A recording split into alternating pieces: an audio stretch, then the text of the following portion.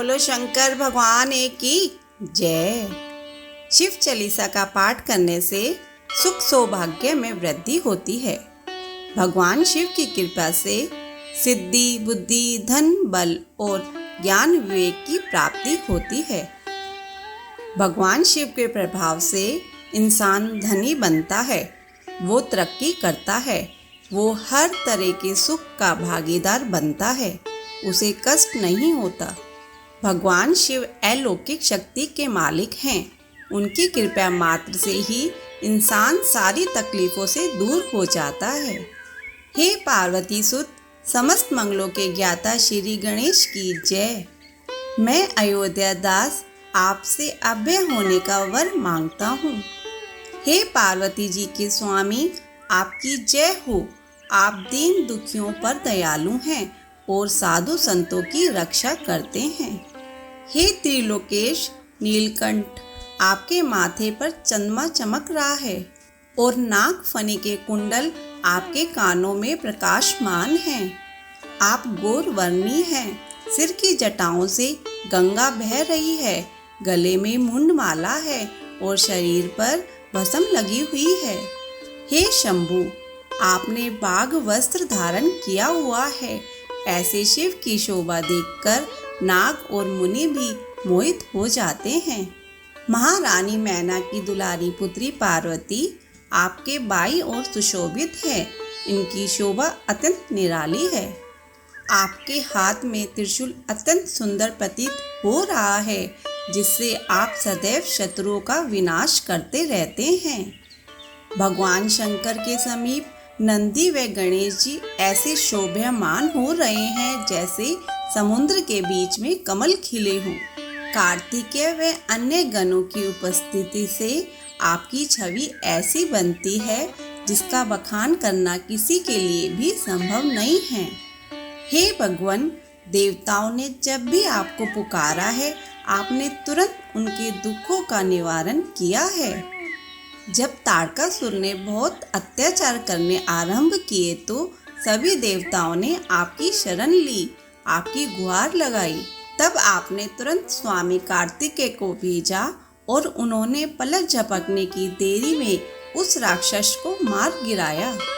आपने ही जलंधर नामक असुर का संहार किया, जिससे आपके यश तथा बल को सारा संसार जानता है।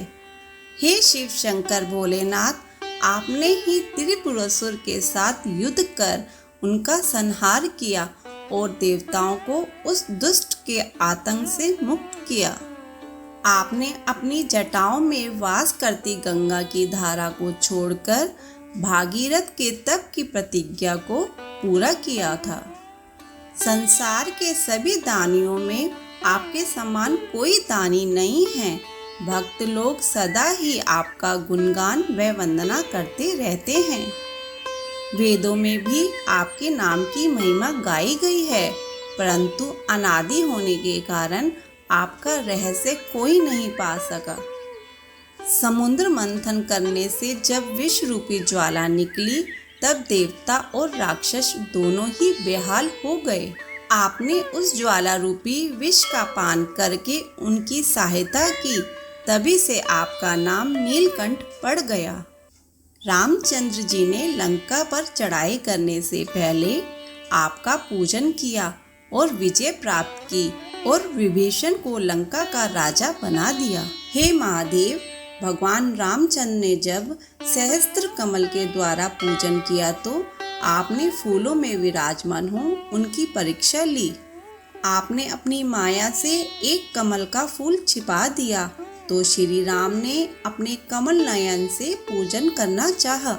जब आपने रामचंद्र जी की इस प्रकार की कठोर भक्ति देखी तो प्रसन्न होकर उन्हें मनवांछित वर प्रदान किया। अनंत और अविनाशी शिव की जय हो, आपकी जय हो।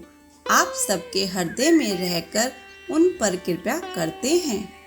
हे शंकर जी, अनेक दुष्ट मुझे प्रतिदिन सताते हैं और मैं भ्रमित रहता हूँ, जिसके कारण मुझे कहीं चैन नहीं मिलता है। हे नाथ, इन सांसारिक बाधाओं से दुखी होकर मैं आपका सिमरन करता हूँ। आप मुझे संकटों व कष्टों से उबारें। हे शिव, अपने त्रिशूल से मेरे शत्रुओं को नष्ट करो और संकट में मेरा उद्धार कर मुझे भवसागर से पार लगाओ। माता पिता और भाई आदि सुख में ही साथी होते हैं, दुखों में कोई साथ नहीं देता, संकट आने पर कोई नहीं पूछता। हे जगत के स्वामी, मुझे तो केवल आपसे ही आशा है, आप मेरे इस घोर संकट को दूर कीजिए। आप सदा ही निर्धनों की सहायता करते हैं, जिसने भी आपको जैसा जाना उसने वैसा ही फल प्राप्त किया। मैं आपकी पूजा अर्चना करने की विधि नहीं जानता, इसलिए कैसे करूं? मेरी सभी भूलों को क्षमा करें।